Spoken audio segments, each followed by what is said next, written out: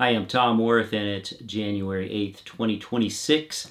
The Danish Joint Arctic Command, I had to glance over there to make sure I had that right, has raised the military body responsible for Greenland security. That's who that is. They've officially moved to a heightened state of readiness against the United States. It's the first time this has happened. This is a direct result of Trump's threats to Greenland.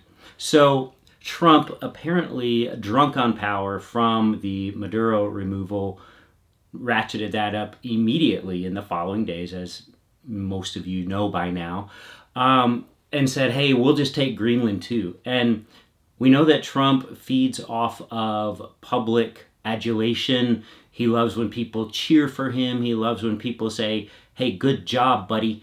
And a lot of people did that around the world with the removal of Maduro. They thought that that would result in a better life for Venezuelans eventually. Regime change, right? This was not regime change. This was merely removing a man and his wife from a country. The regime is completely intact.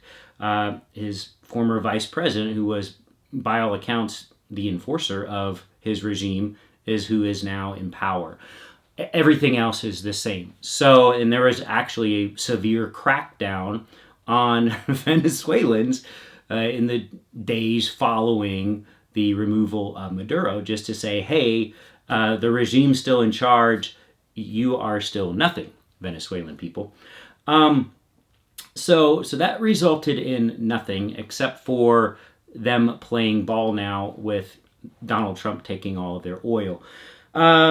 Which brings us to Greenland. In the immediate aftermath of all of that, of the leaders around the world and people around the world and tearful Venezuelans around the world saying, oh my gosh, Trump's doing a good thing here.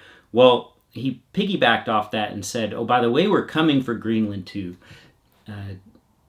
Denmark is a democracy. They have a democratically elected prime minister, and that prime minister is very alarmed at Donald Trump's overtures toward Greenland and are treating the United States as a potential hostile actor now. This goes back to the security report they developed up through October of last year, the Danes, and published in December, identifying the United States as such. Again, that had never happened. Today, they are on a heightened state of military readiness against the United States, should anything happen. Now, they are not the only ones taking the threat from Trump seriously. Mark Rutte, the Secretary General of NATO, has formerly, I want to say it was during Trump's first term, was called a Trump whisperer because he supposedly got along with Trump, understood him, could relate to him. Not only did the Danish Prime Minister say that any unilateral U.S. move toward Greenland would be the end of NATO in quotes, Mark Rutte earlier this week said that the United States can't do this. This is unacceptable, and this would end the NATO alliance. So much for Trump whispering. You can only whisper to a deranged lunatic for so long.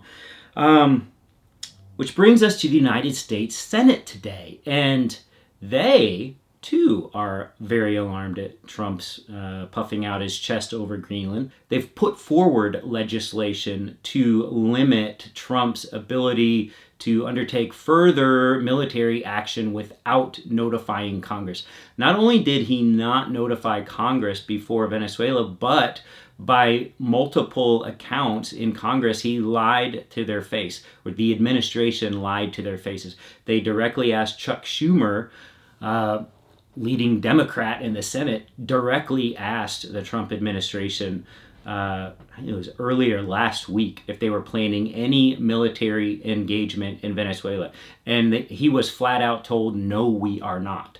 Then Friday, obviously, they did just the opposite and did engage in a military action in Venezuela. So the United States Senate doesn't trust him as far as they could throw him. Certainly the Democrats don't. What was notable about this is that 5 Republicans crossed over to join the 47 Democrats who unanimously voted to put this forward. So you had a 52 to 47 vote to advance this. Now, it's probably never going to see the light of day, but at least they are on record, those 5 Republicans, as saying, no, you can't do this without notifying us, Mr. President.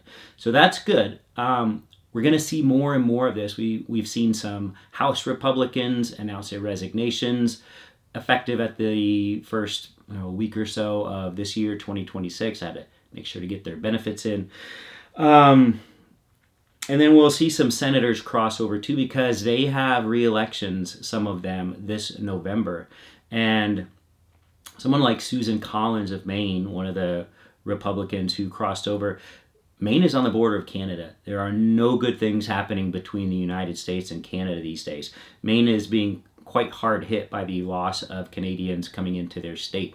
Canadian tourists and just cross-border economic transactions, they're not happening now. So she has constituents to answer to.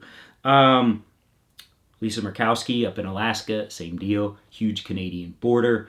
So this is the kind of thing I saw John Bolton say that presidents typically engage in at the end of their term, not 1 year into their 4-year term.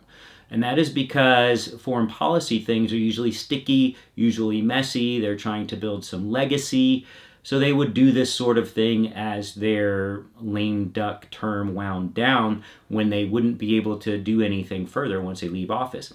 And could this be an indication that Trump himself is already seeing his term as a lame duck term? I think there's something to that, because just a few days ago, Trump, addressing his GOP Congress, stressed to them how imperative it was that they win their midterm elections this November, because he is certain the Democrats would impeach him in the House if the Democrats get the House. And he doesn't like that. He doesn't like being impeached.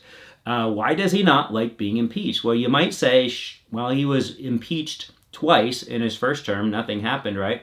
Well, the thing is, something could have happened. If you would have just had a few more Republican senators come over to vote to convict him on these impeachment charges and remove him from office, that would have prevented him from ever holding any public office again in the United States. He did not do that, much to many of their regret, I think. So Trump himself, although he may call it a Democratic hoax or witch hunt or whatever he wants to call it, if you get a Democratic House, bring impeachment charges against him, anything's possible in the Senate. These senators who are fearful of him and what he will do to them, if they suddenly have an opportunity to remove him from office and not have to deal with him ever again, who's to say they wouldn't take it? He can't be certain that they wouldn't take it. He doesn't want to give them the chance. So I think that's a very real threat in his own mind, and a big reason why he's trying to put his name on as many things as he can before he leaves office.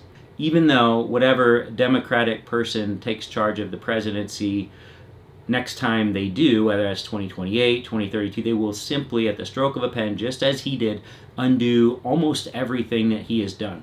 He refuses to do anything legally. He refuses to have any laws passed other than his big spending bill, which is saddling us with tens of trillions of dollars of future debt. He hasn't gotten anything done legislatively. So it will all be undone once he's not in office anymore, which is awesome. We've just got to get there. We've got to make it there. We can't have the implosion of NATO. We can't have the world self-destruct. We can't have these things happen. So alarming, yes, but also encouraging that the Republicans, at least 5 of them this morning, are waking up to this new day. So that's it for now. Please give this a like and subscribe if you would. It really helps. And have a great Thursday evening. We'll talk to you all later.